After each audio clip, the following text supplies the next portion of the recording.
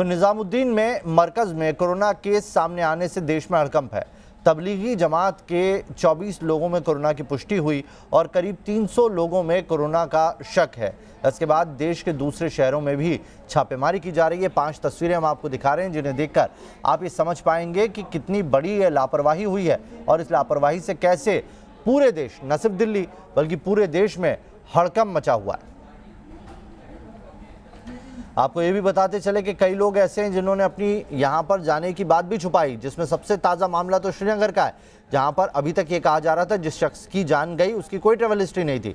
निजामुद्दीन से 4 बसों के जरिए इन लोगों को अस्पताल ले जाया गया, जहाँ पर सभी का कोरोना टेस्ट किया गया।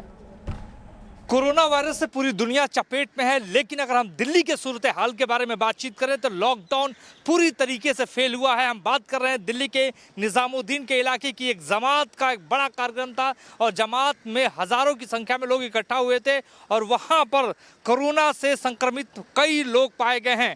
और इसके अलावा तेलंगाना जो भी लोग गए हैं जमात में जिन्होंने हिस्सा लिया था, वो 6 लोगों की मौत हुई है, जो हमको इस वक्त खबर मिल रही है।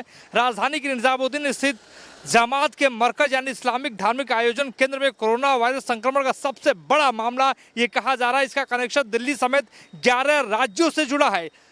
इनमें महाराष्ट्र, असम, उत्तर प्रदेश, तेलंगाना, पुदुचेरी, तमिलनाडु, कर्नाटक, अंडमान निकोबार, आंध्र प्रदेश और श्रीनगर शामिल है। 1 से 15 हज़ार से ज़्यादा लोग इस पूरे मरकज में शामिल हुए थे। बताया जा रहा है कि अब तक 2,000 लोग रुके हुए थे यहाँ पर और 200 के संक्रमित होने की आशंका है। इसके अलावा आप देखिए कि जो डॉक्टर्स हैं वो यहाँ पर जो हैं पूरे ड्रेस के साथ हैं, यानी कोरोना से बचने के लिए जो भी उपाय होने चाहिए इन्होंने तो किए हुए, लेकिन इसमें वो लोग हैं जो जमात में भाग लेने के लिए आए थे। इनको क्वारंटाइन किया गया है, इनको जाके इनका अभी चेकअप होगा और सबने मास्क यहाँ पे लगाया हुआ है। लेकिन सबसे बड़ी लापरवाही हम कह सकते हैं कि जब लॉकडाउन दिल्ली में था, क्योंकि दुनिया की सबसे भयानक महामारी की ये बीमारी है, एक दूसरे के संपर्क में आने से ये बीमारी फैलती है। अमेरिका जैसा मुल्क भी घुटने टेकता हुआ नजर आ रहा है कोरोना से। इटली की बात करें, स्पेन की बात कर लें, चीन की बात कर लें, कोई देश इससे उभरता हुआ दिखाई नहीं दे रहा है।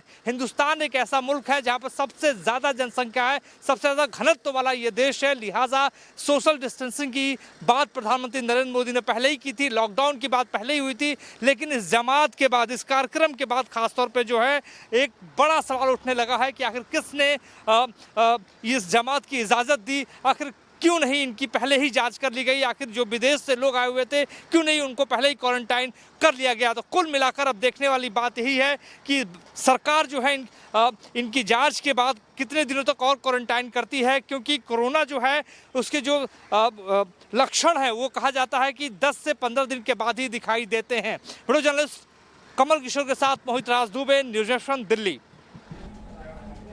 तो ये तस्वीरें देखिए, हम आपको सीधी तस्वीरें इस वक्त दिखा रहे हैं कैसे निज़ामुद्दीन के जो मरकज़ है, जहाँ पर वो मरकज़ मौजूद है, निज़ामुद्दीन दरगाह से कुछ ही दूरी पर वो मरकज़ मौजूद है। वहाँ पर 1400 से ज़्यादा लोग थे जिन्हें अब वहाँ से निकाला जा रहा है और बाकायदा बसें लगाई गई हैं और इनका कोरोना टेस्ट भी लिया गया है। 24 लोग तो अभी तक पॉजिटिव पाए गए, लेकिन 300 लोग ऐसे हैं जिन्हें अब आइसोलेशन में भेजा गया है।